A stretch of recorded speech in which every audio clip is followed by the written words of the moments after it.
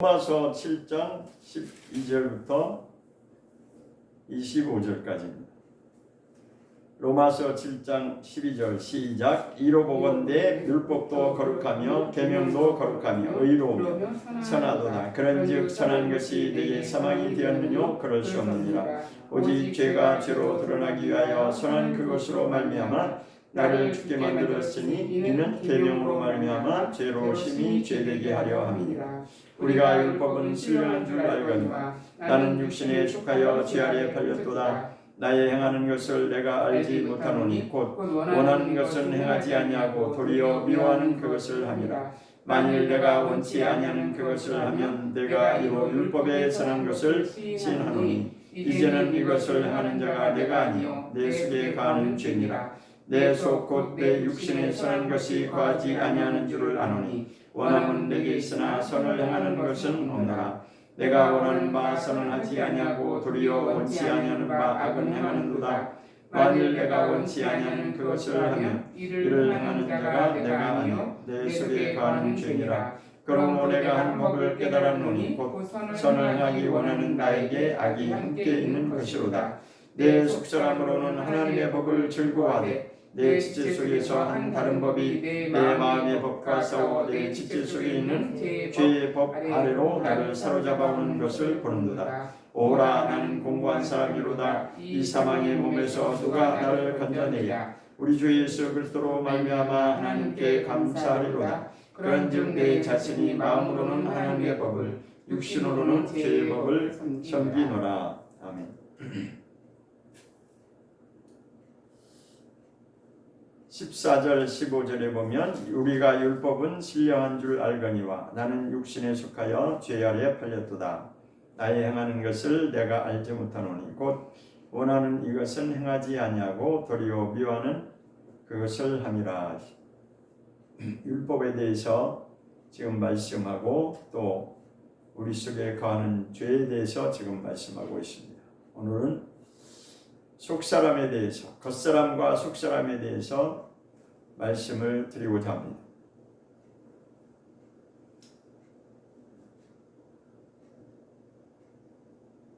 속사람에 관해서는 우리가 처음 듣는 것이 아니지만 사람은 속사람과 겉사람으로 이제 구성이 되어 있다라고 하는 것을 성경을 통해서 알게 됩니다. 그래서 속사람이 무엇인지를 구체적으로 말씀을 통해 보고자 하면 첫 번째로 창세기 2장 7절로 보겠습니다. 창세기 2장 7절로 보겠습니다. 창세기 2장 7절 여호와 하나님이 흙으로 사람을 지으시고 생기를 그 코에 불어넣으시니 사람이 생명이 된지라.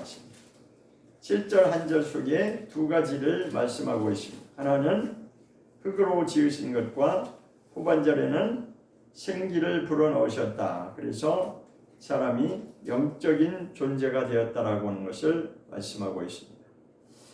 또 다른 성경에는 이 생명을 뭐라고 표현했냐면 살아있는 혼이다 이렇게 말씀하고 있습니다. 살아있는 혼이라고 하기도 하고 생명이라고도 하기도 하고, 이것은 하나님이 첫 번째 지으신 첫 번째 단계에서는 흙을 통해서 이 땅의 흙을 통해서 사람을 빚으셨다는 거죠. 우리가 토기장이가 보면 토기장이가 그 도자기를 만드는 것을 보면 이렇게 참 흙을 다지고 그것을 이렇게 돌리면서 사람의 손으로 이렇게 도자기를 굽는 것을 우리가 이제 보게 되는데, 그것처럼 하나님이 흙으로 먼저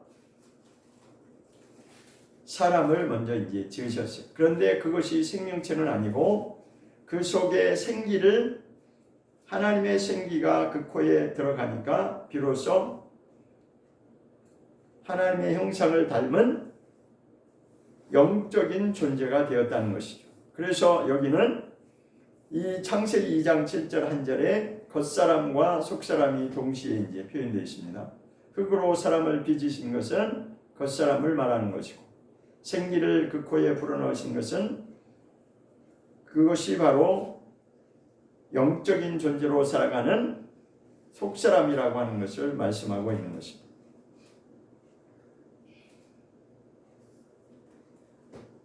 그런데 하나님이 그렇게 만들어 놓으시고 명령하신 것이 있는데, 내가 선악을 알게 하는 나무 실과를 먹으면 너는 죽을 것이 정령 죽는다라고, 정령 죽을 것이다라고 분명히 말씀을 하셨습니다. 그것은 겉사람에 관한 것을 말하는 것이 아니라 속사람에 관한 것을 말씀한 거죠. 왜냐하면 그 증거가 아담이 하나님의 말씀을 거역하고 마귀가 속삭이는 너도 하나님처럼 될 수 있다라고 하는 그 말에 속아서 마귀의 말을 들었죠.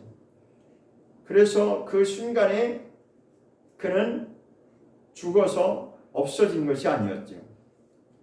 그 이후로도 930세라고 하는 것, 창세기 5장에 이제 기록되어 있는데 930세를 향수하고 살았다고 했습니다. 그러면 겉사람은 그렇게 900년을 넘게 930년을 동안 그렇게 겉사람은 살았다는 것입니다. 그런데 속사람인 그 영이, 하나님이 불어넣으신 그 영적인 존재가 하나님과의 관계가 끊어졌다고 하는 것을 우리가 이제 알게 되는 것입니다. 하나님이 여기서 너는 정령 죽을 것이다 라고 하는 것은 겉사람인 육체에 관한 것이 아니라 속사람이 하나님과 상관이 없는 죄인으로 살아가는 것을 말하는 것을 죽었다라고, 죽는다라고 이렇게 표현을 하고 있습니다. 자, 그럼 요한복음 6장에 가서 한번 보겠습니다. 요한복음 신약으로 가서 요한복음 6장입니다. 요한복음 6장 39절입니다. 요한복음 6장 39절.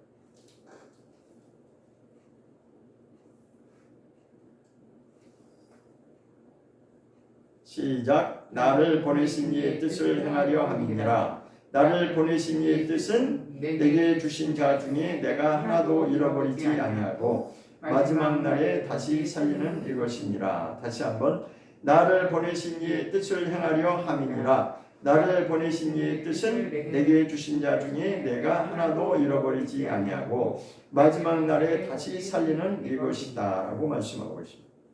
예수님이 육체를 통해서 이 땅에 오신 목적을 분명히 말씀하고 있는데, 예수님이 이 땅에 오신 것은 속사람이 죽은 인류 가운데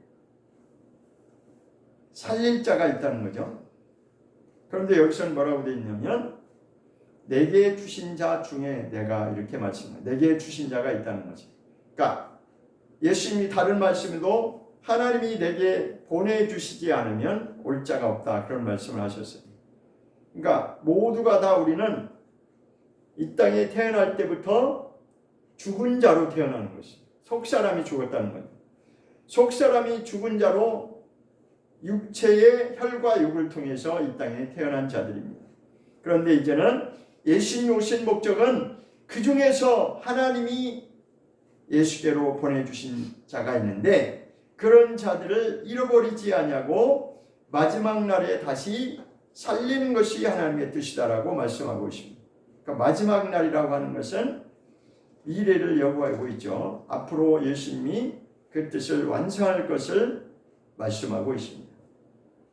마지막 날이라고 하는 것은 더 구체적으로 말씀한다면 예수님이 두 번째 이 땅에 오시는 그때를 말하겠죠. 왜냐하면 이때는 예수님이 초림 예수께서 사역하시는 그 말씀을 여기 기록해 놓은 것이니까 마지막 날이라고 하는 그 시점은 앞으로 그 마지막 날이 다가올 것을 말씀하고 있는 것입니다. 그때 이제 마지막 때가 되면, 하나님의 정하신 그때가 되면 하나님이 보내주신 그런 자들 중에 하나도 잃어버리지 아니하고 다시 살리는 것이 하나님의 목적이다. 자, 그럼 저와 여러분이 하나님께서 우리를 예수께로 보내주셨다면 반드시 우리는 이 말씀대로 다시 마지막 날에 부활의 영광으로 들어가야만이 되는 것입니다. 그래서 첫 번째 속사람이라고 하는 것을 뭐라고 표현할 수 있냐면 창조의 영이다 이렇게 했는데, 창조의 영이라고 하는 것은 하나님께로부터 시작된 영적인 존재라는 거죠. 하나님이 생기를 불어넣어 주지 않았으면 우리는 영적인 존재일 수도 없고 하나님의 형상이라고 말할 수도 없습니다. 그러나 하나님의 뜻이 있어서 영적인 생기를 불어넣으셔서 우리가 그때부터 이제는 그런 하나님과 더불어 살도록 되어 있는 존재가 되었습니다. 요한복음 6장 54절을 보겠습니다. 요한복음 6장 54절, 요한복음 6장 54절부터 58절까지입니다. 읽어보겠습니다. 시작. 내 살을 먹고 내 피를 마시는 자는 영생을 가졌고 마지막 날에 내가 그를 다시 살리리니 내 살은 참된 양식이요 내 피는 참된 음료로다. 내 살을 먹고 내 피를 마시는 자는 내 안에 거하고 나도 그 안에 거하나니 살아계신 아버지께서 나를 보내심에 내가 아버지로 인하여 사는 것 같이 나를 먹는 그 사람도 나로 인하여 살리라. 이것은 하늘로서 내려온 떡이니 조상들이 먹고도 죽은 그것과 같이 아니하여 이 떡을 먹는 자는 영원히 살리라.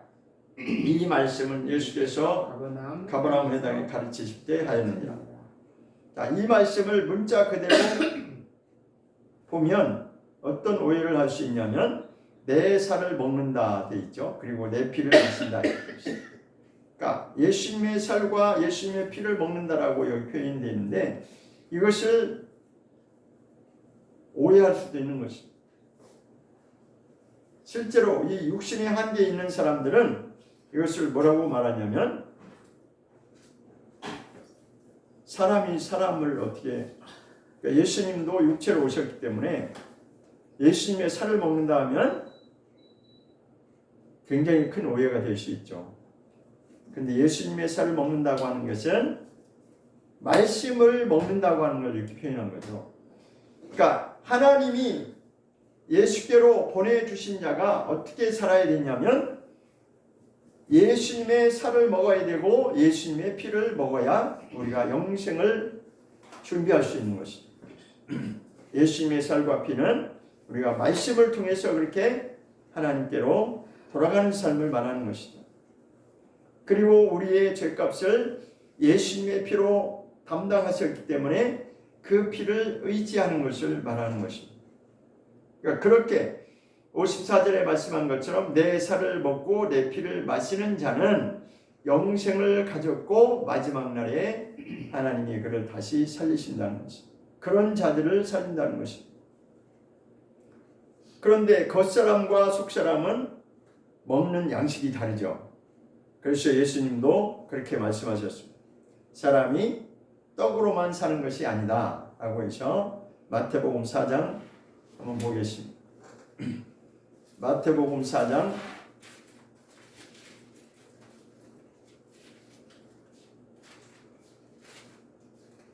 마태복음 4장 4절입니다. 마태복음 4장 4절 시작. 예수께서 대답하여 가라사대 기록되었을 때 사람이 떡으로만 살 것이 아니요 하나님의 입으로 나오는 모든 말씀으로 살 것이라.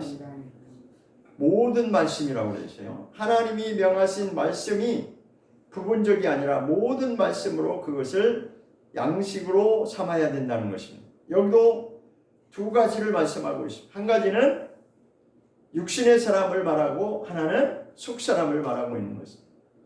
육신의 사람은 떡을 먹어야 그것이 양식이 되는 거예요. 육신의 양식이 되는 것이고, 그렇지만 사람은 그것으로만 육체로만 되어 있는 존재가 아니기 때문에 우리의 속사람은 하나님의 입으로부터 나오는 모든 말씀으로 우리가 그것을 먹고 살아야 된다는 것입니다. 모든 말씀으로 산다는 것은 말씀을 우리가 먹어야 된다는 거죠.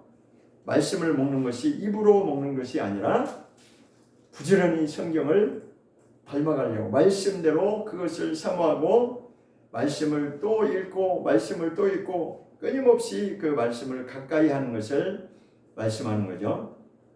자, 그래서 첫 번째 창조된 영으로 시작된 이 속사람이, 그 다음에 두 번째로는 하나님이 왜 우리에게 그러면 속사람인 영적인 존재를 만드셨냐? 하나님이 우리를 지극히 사랑하신다고 하는 증거로 그렇게 주신 것입니다. 그냥 만약에 우리가 육신의 존재로서 사는 것이 전부라면 짐승과 다를 바가 없을 겁니다.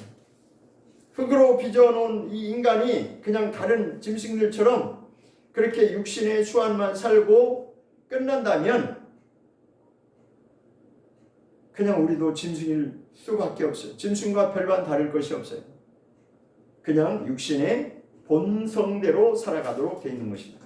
그렇지만 하나님이 우리를 사랑하신다고 하는 그 증거로서 하나님의 영이신 그 영적인 존재로 시작하게 한 것이 바로 창조의 영으로 시작한 것이고, 그 다음에는 하나님의 사랑의 증거가 여기에 담겨져 있다는 것을 말씀하고 있습니다.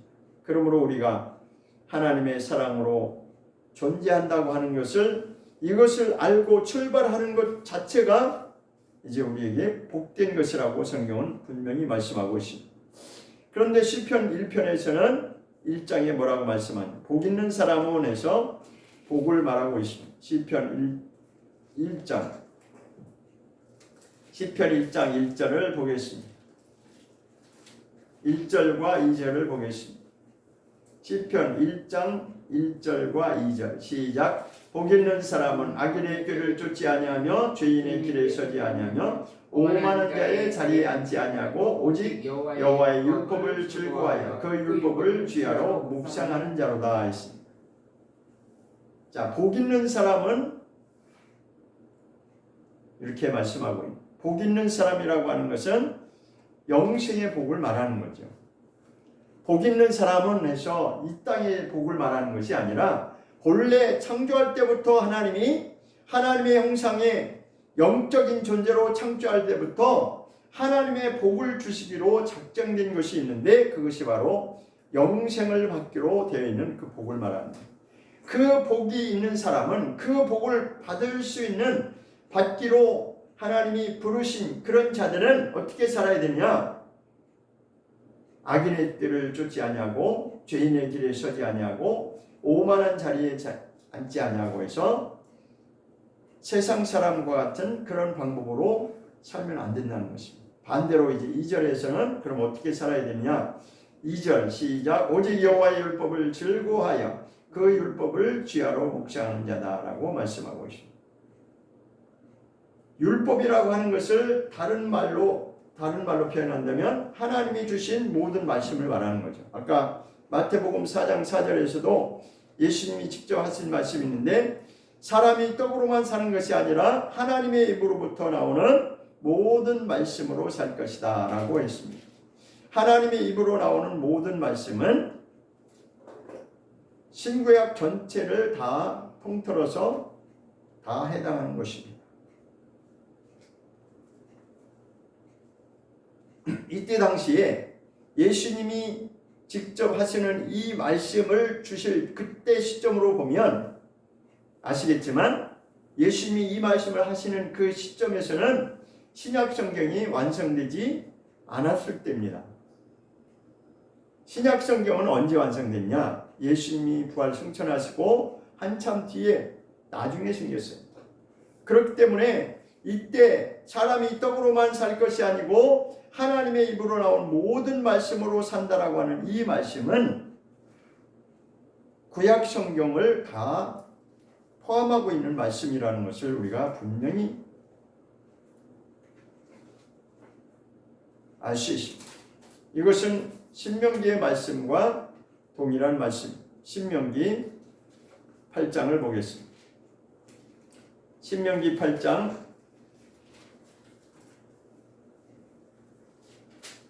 신명기 8장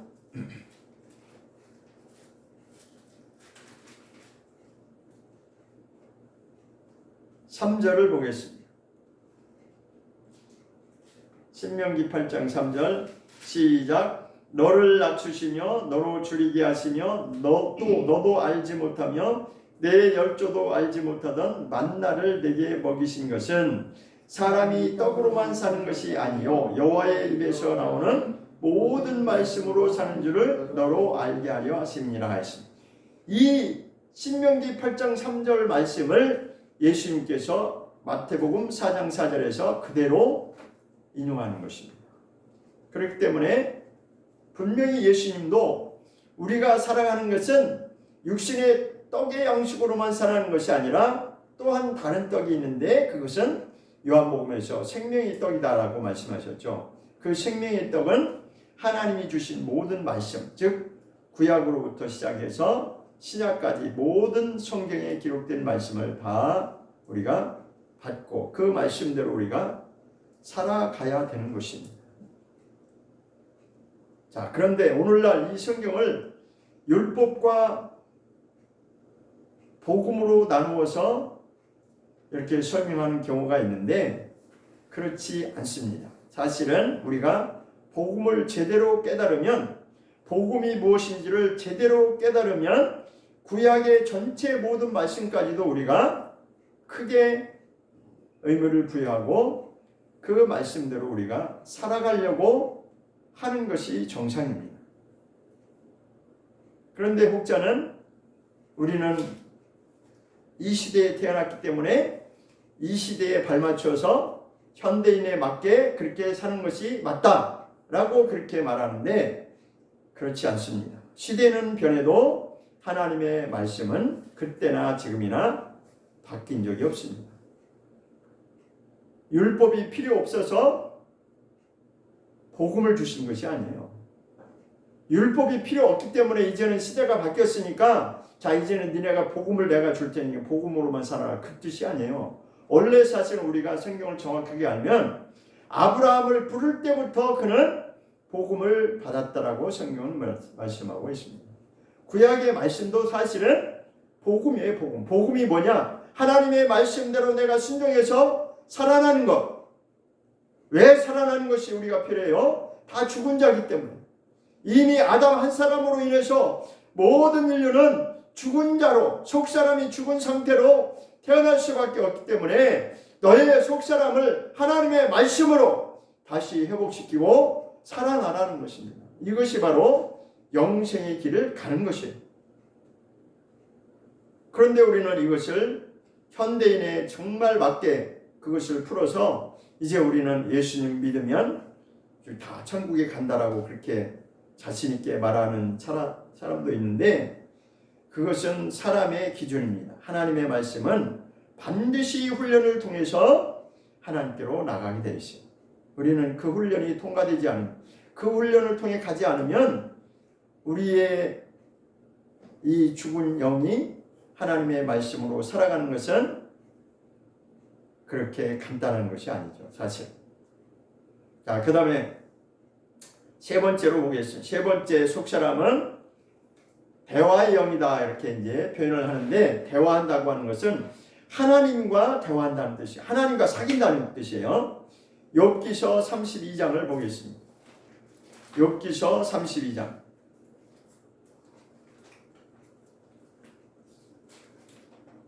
욥기서 32장. 욥기서 32장 8절. 시작. 사람의 속에는 심령이 있고 전능자의 기운이 사람에게 총명을 주시나니 했습니다. 사람의 속에는 심령이 있고 있는데 이것은 다른 성경에 영이 있고 이렇게 되어 있어요. 심령이라고 하는 것이 이제 마음에 영적인 존재가 있다는 거죠. 그러니까 우리는 영적 존재라는 속사람이 있다는 거예요. 속사람이 있는데 그 속사람이 어떻게 살도록 되어 있냐? 전능자의 기운이, 그러니까 하나님의 그 기운이 사람에게 총명을 주신다는 것입니다. 그러니까 하나님의 영으로 우리가 살아날 수 있다는, 우리의 속사람은 하나님의 영으로만이 그렇게 인도받을 때 그 속사람이 하나님과 사귀며 살 수 있다는 것입니다. 또 다른 말씀을 출애굽기에서 보겠습니다. 출애굽기 33장. 출애굽기 33장 11절을 보겠습니다.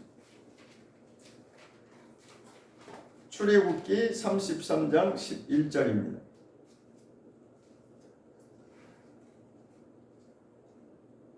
134페이지 33장 11절 시작. 사람이 그 친구와 이야기함 같이 여호와께서는 모세와 대면하여 말씀하시며 모세는 진으로 돌아오나 그 수종자 눈의 아들 청년 여호수아는 흑막을 떠나지 아니하니라. 사람이 그 친구와 이야기함 같이 했습니다. 자, 이것을 친구라고 하는 것을 왜 여기서 먼저 표현했는지 그 이유를 우리가 알아야 됩니다. 그러니까 모세는 하나님이 특별히 부르셔서 직접 대면하여 하나님이 대화를 하셨다는 것입니다. 지금 대화의 영에 대해서 말씀하는 거죠. 하나님과 대화를 한다고 하는 것은 아주 가깝게 친근하게 그것을 그래서 친구라고 표현. 친구하고 이야기할 때는 아주 굉장히 가까운 표현을 말하는 거예요. 그것처럼 사람이 친구와 대화하는 것처럼 하나님과 그렇게 대면하여 대화할 수 있는 모세와 같은 그런 삶을 하나님이 우리에게 원하신다는 것입니다. 그런데 야고보서에도 또 말씀을 야고보서 2장에는 아브라함 이야기가 나오고 있습니다. 창세기에는 직접 표현하지 않았지만 야고보서에 보면 아브라함이 어떤 사람인지를 말씀하고 있습니다.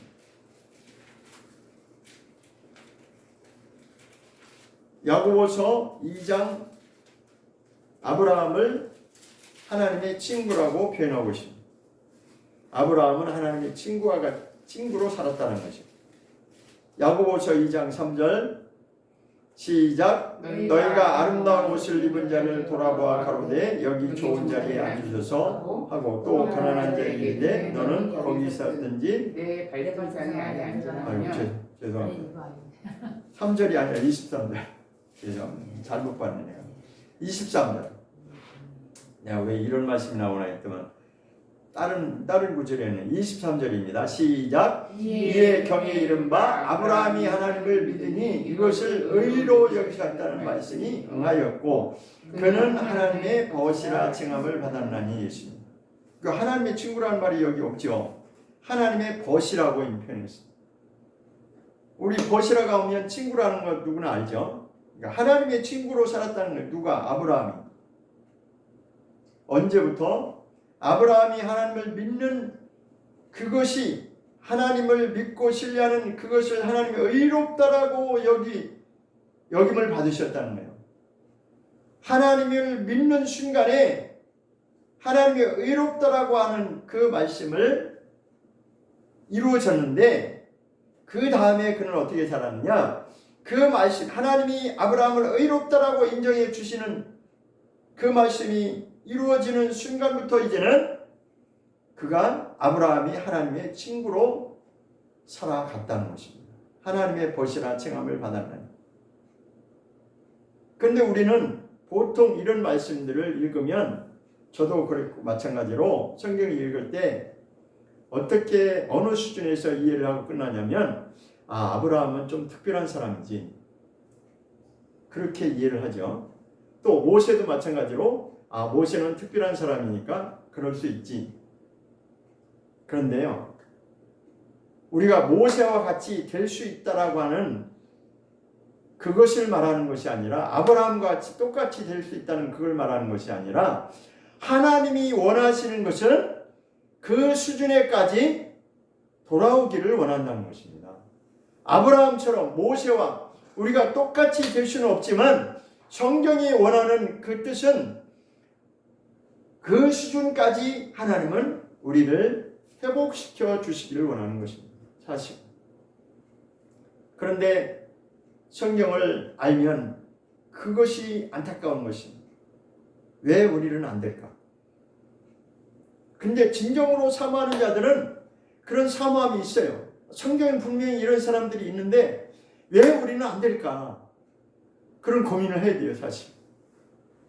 그 대표적인 예로 에녹이라고 하는 자는 마지막 때에 심판이 있다라고 하는 그것을 아는 순간부터 자기 자식의 이름을 그렇게 너가 죽는 날 심판이 이른다라고 그렇게 이름을 지어놓고 그때부터 에녹은 철저하게 하나님과 동행하는 삶을 살았고 살 수 있었어요. 근데 모두가 다 그렇게 살면 얼마나 좋겠어요. 그죠? 우리는 어차피 아담 한 사람으로 인해서 속사람이 죽은 자이기 때문에 이것이 이 속사람이 다시 살아나야 되는데, 자, 우리는 보통 어느 수준에서 그냥 만족하고 머무냐? 아, 내가 예수 믿었으니까 이제 난 믿음이 있는 거야. 그러니까 예수 믿으면 천국 간다고 했으니까 이제는 됐어. 이거는 그냥 액세서리 정도로 생각하고 나머지는 어떻게 살아요? 내가 원하는 대로 산다. 그래서 발전이 안 되는 거예요. 사모함은 없어요. 그냥 내가 믿으니까 나는 그냥 이 정도면 그래도 내가 하나님이 나 인정해 주시겠지. 그리고 나머지는 다 그냥 내가 원하는 겉사람이 원하는 대로 삶을 사는 것이 보통이다 이거죠. 그것이 일반적이고 보편적이에요. 그러나 성경이 말하는 그 말씀은 그렇지가 않아요. 성경 말씀에서 원하는 것은 이런 사람도 있고 이런 사람도 있고 이런 사람도 있었는데 너희도 그런 사람처럼 그것을 본받아서 하나님께로 돌아오라는 것이에요. 안 그러면 중간에 변질될 수도 있고 그런 예들을 많이 보여주잖아요. 사울과 같은 예도 보여줬고 솔로몬과 같은 사람도 보여줬고 그렇게 될 수 있다는 거예요. 솔로몬이 안 믿었나요? 처음에 출발을 아주 잘 했잖아요. 그죠? 그리고 사울은 안 믿었나요? 처음에 출발을 잘 했잖아요. 하나님 기름 부어주셨잖아요. 선지자를 불러서. 그러나 철저하게 하나님께로 돌아가지 않으면 그런 일도 벌어질 수 있다는 거예요. 어떤 사람은 아예 배반하고 이스라엘 왕의 역사를 기록한 이유는 뭐냐면 그런 것을 보고 깨달으라는 것이에요. 그냥 역사 재미있는 이야기로 기록하는 것이 아니라 그런 모든 말씀을 종합적으로 우리가 깨달아서 우리가 어떻게 살아야 되는지를 하나님이 말씀해 주고자 하는 것입니다. 어느 수준에까지 와야 되냐? 신약에 와서 바울은 그것을 말합니다. 예수님까지 그 수준에까지 성장해야 된다고 말하는 것입니다. 에베소서 한번 보겠습니다.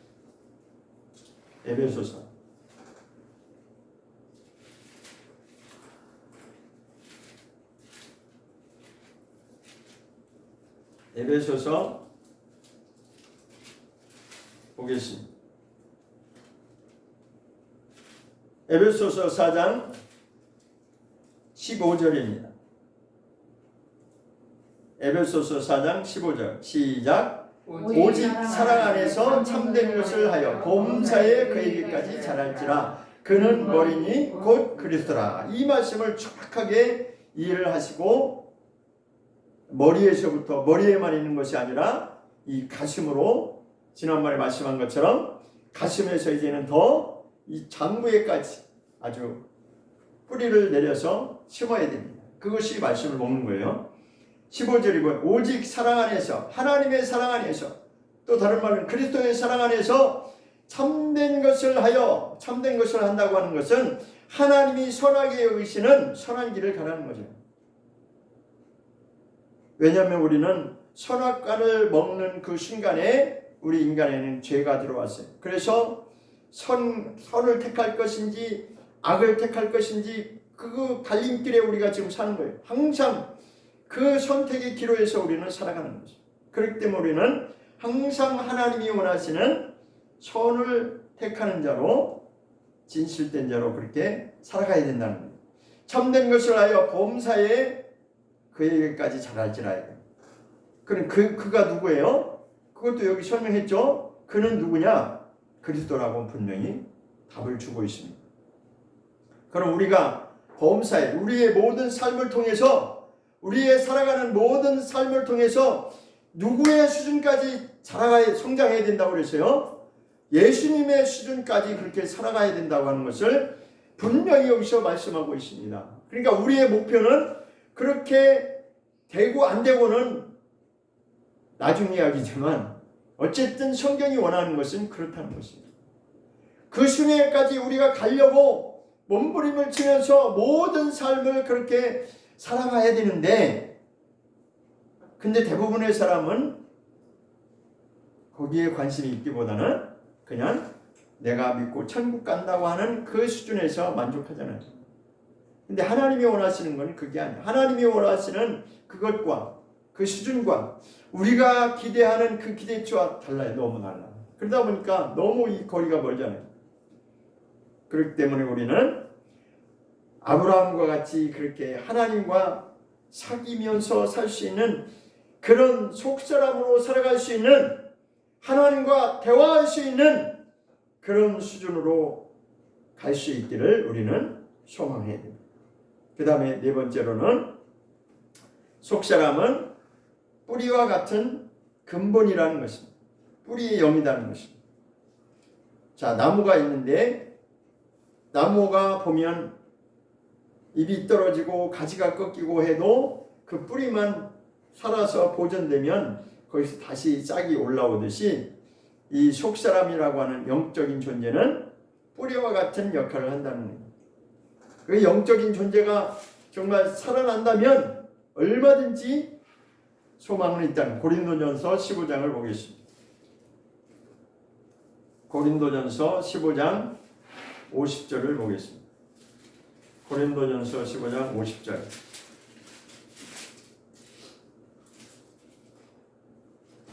고린도전서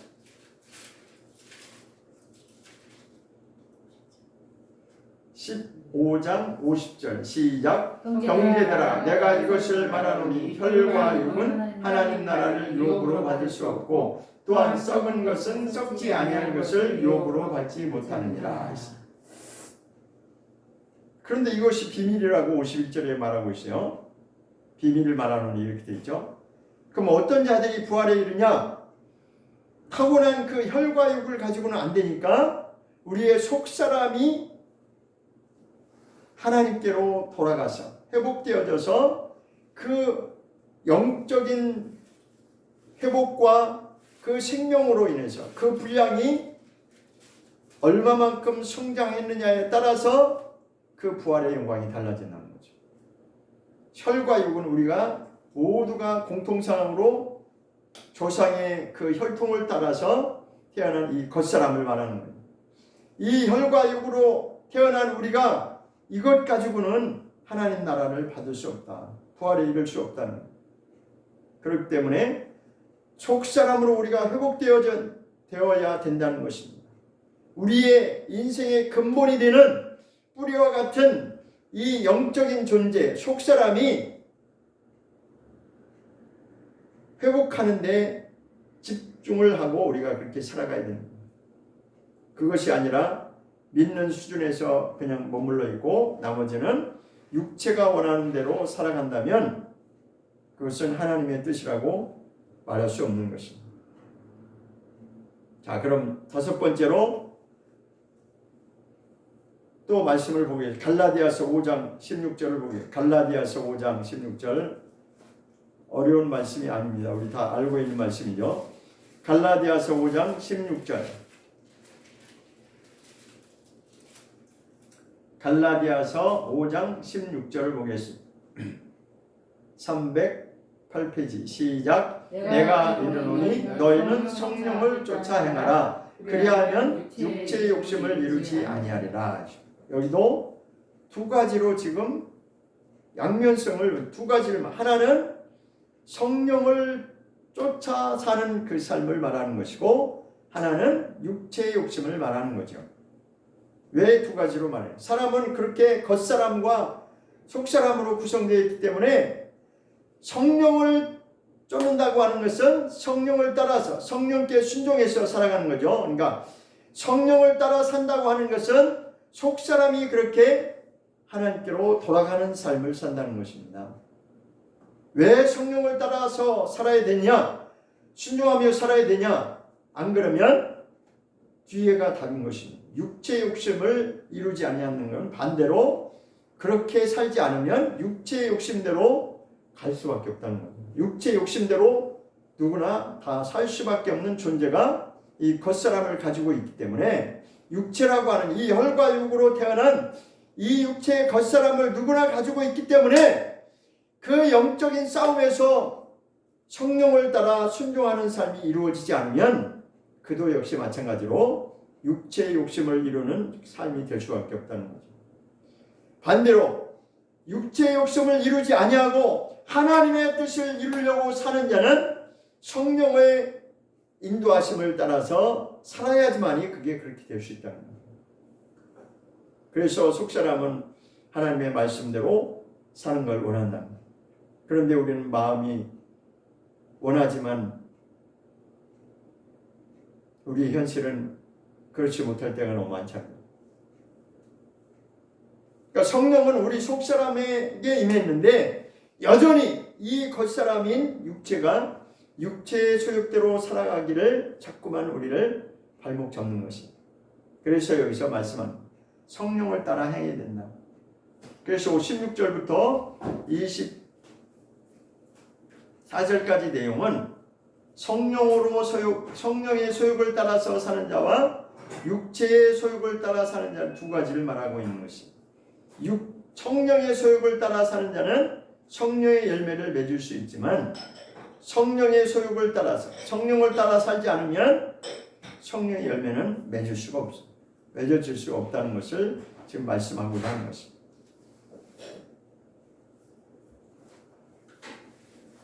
자, 그런데 밑에 보면 이제 육체의 일은 뭐고 성령의 일은 두 가지를 설명하고 있어요. 육체의 요구를 따라 사는 결과가 어떻고 성령의 소욕을 따라 사는 결과가 무엇이라는 두 가지를 말하고자 하는 거죠. 19절 보겠습니다. 5장 19절 시작. 육체의 일은 현저하니 곧 음행과 더러운 것과 호색과 우상숭배와 술수와 원수 맺는 것과 분쟁과 시기와 분냄과 당지는 것과 불량과 이단과 투기와 술취함과 방탕함과 또 그와 같은 것들이라. 전에 너에게 경계한 것 같이 경계하노니 이런 일은 하는 자들은 하나님의 나라를 유업으로 받지 못할 것이요. 자, 육체의 일을 지금 설명하는데 일일이 하나씩 다 설명하지 않아도 아시죠? 육체로 살면 이런 현상이 나온다는 거죠. 이걸 뭐 일일이 다 설명 안 해도 너무나 잘 알고 있어요, 우리는. 그 첫 번째가 뭐예요? 우상숭배로부터 출발해서 갖가지 모든 육체의 그 소욕이 다 죄로 드러나는 것입니다. 하나님과 상관없는 죄들이 여기에 다 드러나는 것입니다. 그렇게 사는 자는 하나님 나라를 유업으로 받을 수 없다. 그러니까 우리는 이걸 그냥 읽고 간단하게 그런가 보다 이렇게 지나갈 수 있는데 영적 싸움에서 우리가 실패하면 결국은 우리도 육체의 열매가 나타날 수밖에 없어요. 그것을 버리고 죄와 싸워야 되는 거죠. 자, 그럼 성령의 열매는 읽어보겠습니다. 22절 시작. 오직 성령의 열매는 사랑과 실학과 화평과 오래 참음과 자비와 양성과 충성과 온유와 절제니 이 같은 것을 금지할 법이 없느니라. 성령을 따라 사는 자는 이렇게 성령의 열매가 결과로 열매 맺는다는 거예요. 그러면 어떻게 해야 된다고 하는 것을 24절에서 그리고 25절에서 26절까지 설명하고 있습니다. 24절부터 시작. 그리스도 예수의 사람들은 육체와 함께 그 정과 욕심을 십자가에 못 박았느니라. 만일 우리가 성령으로 살면 또한 성령으로 행할지 헛된 영광을 구하여 서로 격동하고 서로 투기하지 말지니라. 이것은 말씀으로는 우리가 너무 잘 아는 말씀입니다. 정말 진정한 예수의 사람, 그리스도 예수의 사람으로 살아가는 사람들은 어떻게 해야 되냐? 육체와 함께 정과 욕심을 십자가에 못 박아야 된다 이렇게 되어 있어요. 자, 여기 왜 육체와 함께라고 되어 있을까요? 육체와 함께 정과, 그러니까 육체는 우리 이제 몸을 말하는 것이고 정과 욕심은 이 육신의 소욕으로부터 나오시는 모든 것을 말하는 것이에요. 그 육신의 욕망, 육신이 하고자 하는 것들, 그러한 것들을 하나님의 말씀 앞에 굴복시키는 그 단계까지 가야 그것이 바로 십자가에 못 박는 것입니다. 그런데 지난번에도 제가 말씀드렸지만 니골라당이 무엇이 문제냐? 니골라당이라고 하는 것은 성경이 계시록에 2번을 언급하고 있는데 왜 니골라당을 언급하고 있냐 하는 것을 우리가 분명히 알아야 돼요. 니골라당이라고 하는 것은 안 믿는 불신자를 말하는 것이 아닙니다. 니골라당은 7 집사 안수할 때 그 중에 한 사람이었어요. 근데 그는 유일하게 유대교에 입교했던 자라고 그렇게 설명이 붙어 나오는데 그 이유가 뭐냐면 이 사람은 양쪽을 다 걸치고 있는 사람이다. 이것도 좋고 이것도 좋고 자기 편리한 대로 그렇게. 그 니골라당이 나중에 어떤 결과가 나왔냐면 혼합주의로 그렇게 가서 육체가 하나님의 말씀 앞에 굴복당하는 것은 그것은 아예 제쳐놓고 산 자들입니다. 그래서 문제가 됩니다. 그래서 그들은 영지주의라고 이제 거기서 나오는데 이들은 영적인 지식을 모르는 자들이 아니고 안 믿는 자들이 아닌데 알고 있고 믿는 자들이었지만 그들의 삶을 어떻게 살았냐? 육체가 원하는 것은 자기네들 마음대로 하고 그냥 나는 믿고 영적인 지식만 가지고 사는 자들을 바로 영지주의라고 하는 거예요. 굉장히 무서운 거예요. 이 니골라당입니다. 왜 계시록에서 니골라당을 말했는지를 우리는 분명히 알아요. 믿기는 믿지만 자기 마음대로 산다는 거예요. 믿기는 믿는데 육신을 굴복시키지 못한다는 거예요. 여기서 그래서 육체와 함께 정과 욕심을 십자가에 못 박으라는 말이 그 말입니다. 육신의 삶이 정결한 삶으로 굴복당해야 그게 그렇게 하나님이 원하시는 뜻대로 갈 수 있다는 거예요.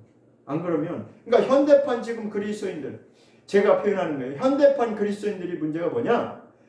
그때는 그렇고 지금은 현대잖아. 대부분 사람들은 좋아하는 게 뭐예요? 신식이라고 하면 좋아하잖아요. 그죠? 저도 어렸을 때 그런 말 많이 들었어요.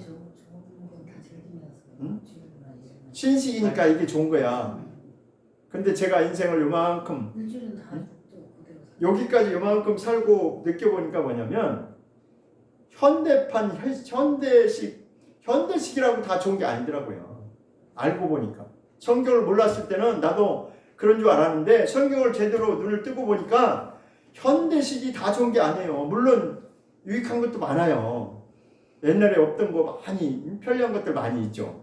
그렇다고 해서 모든 것이 다 현대식이면 다 좋냐? 절대 그렇지 않습니다. 좋은 거 물론 우리에게 육신에 유익을 주는 거 필요하죠. 응? 요즘 같은 뭐 통신이 발달해가지고 얼마나 편리합니까? 그죠? 이거 하나만 들고 다니면 다 되잖아. 근데 그에 반해서 그것을 통해서 마지막 때 어떤 일이 벌어지는지 그것도 우리는 한번 생각해봐야 돼요. 이게 완전히 지금 저거거든요. 핸드폰이. 이제 마지막에 그거 있으면 다 잡히는 거예요. 통신망이 있어가지고 어디에 있는지 내가 무슨 짓 하는지 다 드러나게 돼 있어요. 이제.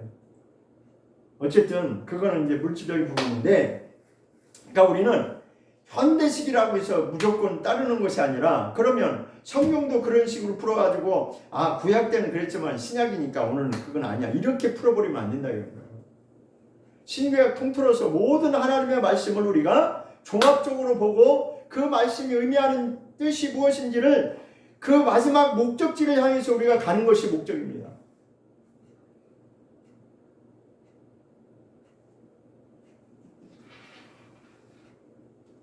우리는 현대판 그리스도인이 되면 안 되고 성경이 원하는 그리스도인, 성경이 원하는 진정한 그리스도인으로 우리가 살아야 되는 거예요. 그래야지만 우리가 정말 옳게 갈 수 있는 것입니다. 안 그러면 이 성경의 말씀들을 그냥 자기 입맛대로 다 풀어버려요. 그러면서 오늘날은 이러니까 안 해도 되고 이런 식으로. 정말 그럴까요? 그래서 저는 어떤 사람이 무슨 말을 하면 항상 의문을 과연 그럴까? 이렇게 아무 생각 없이 살면은 오늘날은 위험합니다. 그래서 또 한 구절을 하는 말씀을 자 보겠습니다. 성령과 그리스도 예수의 사람으로 살아가는 것은 여기 분명히 갈라디아서 5장 16절에서 26절까지 설명을 하고 있어요. 다시 이제 본문으로 들어가서 이제 마감을 하겠습니다. 본문 로마서 7장으로 돌아가겠습니다. 자, 보겠습니다.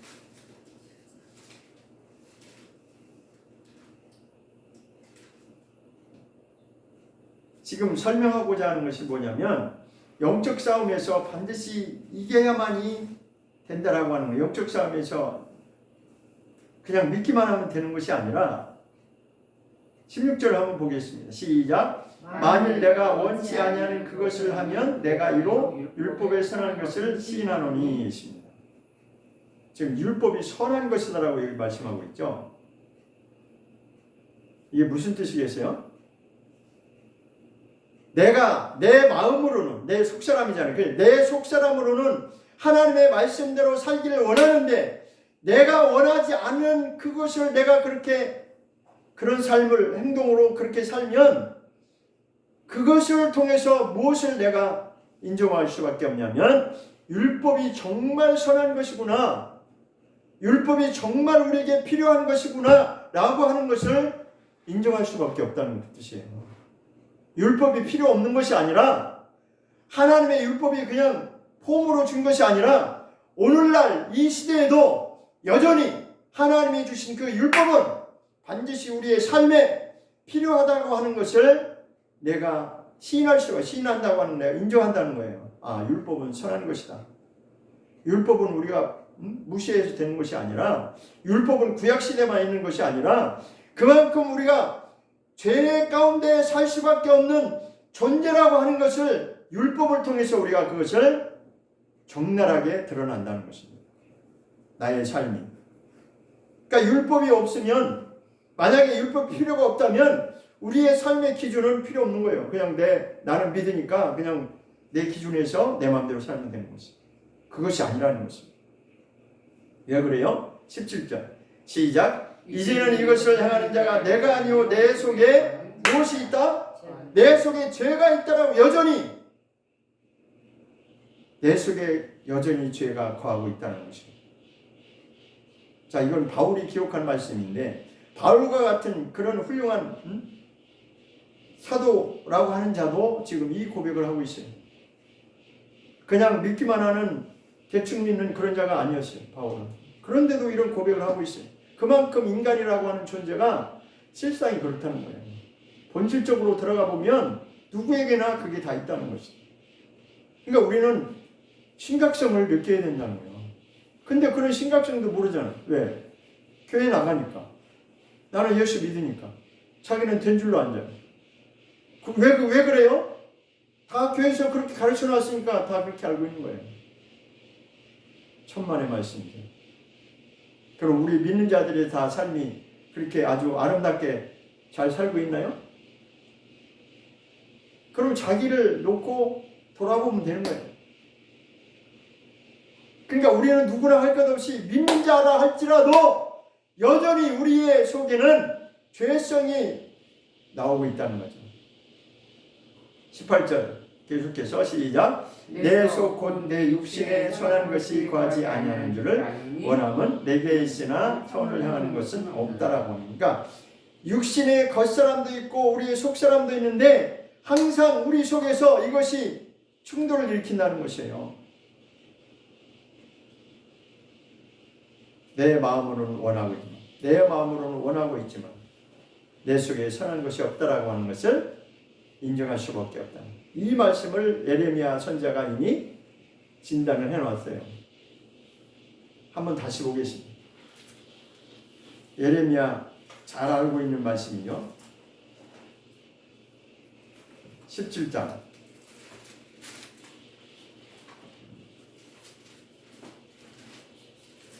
9절 10절 예레미야 17장 9절 10절 시작. 만물보다 거짓되고 신이 부패한 것은 마음이라 누가 내게 이를 알려고 하는 나 여호와는 심장을 살피며 폐부를 시험하고 각각 그 행위와 그 행실대로 보하는. 그러니까 9절은 우리 인간의 마음이 아주 부패할 대로 부패해서 세상의 만물보다도 더 거짓된 것이 인간의 마음이다. 그리고 세상에 이런 말이 있잖아요. 열 길 물속은 알아도 사람 속을 알 수가 없다는 거예요.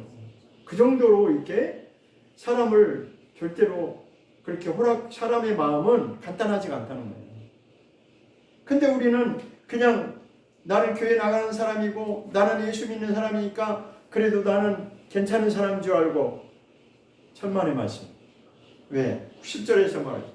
하나님은 여호와는 심장과 폐부를 너의 심장과 이 장부까지 절보신 이 밑에 장부까지 다 하나님이 요즘 엑스레이 찍으면 정확하게 안 나오니까 뭐 CT 그 다음에 더 발전해서 이제 MRI까지 나왔죠. MRI 찍으면 뭐 다 아주 자세하게 나온다 그죠? 현미경 찍듯이 그것처럼 하나님은 우리를 다 들여다본다는 거예요. 그런데 우리는 인간의 입장에서 그냥 어느 정도 수준에서 적당히 하고 흔히들 하는 말이 적당히 믿어. 그런 말 많이 들었어요. 저도. 근데 적당히 믿는 거는 하나님 뜻이 아니에요. 적당히 믿으면 어떤 현상이 일어나냐? 그냥 적당히 타협하면서 하면은 적당히 믿을 수 있어요. 그러나 하나님이 원하시는 그 예수 그리스도의 분량까지 아까 올라가라고 에베소 4장에 분명히 말씀했는데 그 순위까지 지금 가려면은 갈 길이 멀잖아요. 21절 보고 마치겠습니다. 20절과 21절. 아니요. 다시 이제 로마서로 돌아와서 로마서 7장으로 돌아와서 이제 결론을 맺겠습니다. 21절.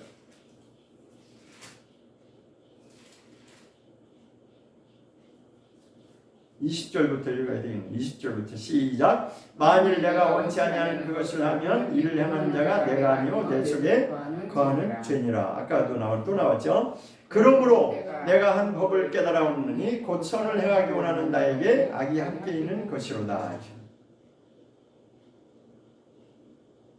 죄의 법이 있고 생명의 법이 있다는 거예요. 사망의 법이 있고 성령의 법이 있다는 그 이제 8장이 나와요. 그런 존재가 우리라는 거예요. 겉사람도 있지만 속사람도 있듯이 우리 속에서 나올 수 있는 것은 사망으로 가는 법이 있고 생명으로 가는 법이 있다는 것입니다. 자, 23절부터 읽고 시작. 내 지체 속에서 한 다른 법이 내 마음의 법과 싸워 내 지체 속에 있는 죄의 법 아래로 나를 사로잡아오는 것을 보는도다. 내 지체에 무슨 법이 있다고? 마음의 법도 있지만 죄의 법도 있다는 거예요. 마음의 법은 하나님을 순종하고자 하는 마음의 법을 말하는 것이고 죄의 법은 육신이 원하는 대로 죄에 끌려가는 것을 말하는 것이에요. 그래서 결론은 오라 나는 공고한 사람이로다. 바울이 지금 고백하는 오라 나는 공고한 사람이로다. 이 사망의 몸에서 누가 나를 건져내랴. 사망의 몸이라고 그랬어요. 그러니까 육신의 삶을 굴복당하지 않으면 육신의 삶을 하나님의 말씀 앞에 철저히 굴복시키지 않으면 사망으로 끌고 간다는 거예요. 근데 영지주의 니골라당에서는 하나님은 우리 영혼을 구원하시는 게 목적이기 때문에 우리 육체는 어차피 하나님 관심 없어. 그래도 육신이 잘못 살아도 내 마음대로 죄져도 하나님 그거 평가하지 않거든. 그렇게 풀어나가는 거예요. 그게 영주주의예요. 그게 바로 속임수이에요. 얼마나. 그래서 우리가 8장 1, 2절에 보면 로마서 8장 1, 2절에는 생명의 성령의 법이 있고 죄와 사망의 법이 있다라고 지금 말씀하고 있어요. 그러니까 죄와 사망의 법에서 우리가 벗어나서 생명의 성령의 법으로 나가려면 그냥 되는 것이 아니라 영적 싸움이 반드시 있다라는 것입니다.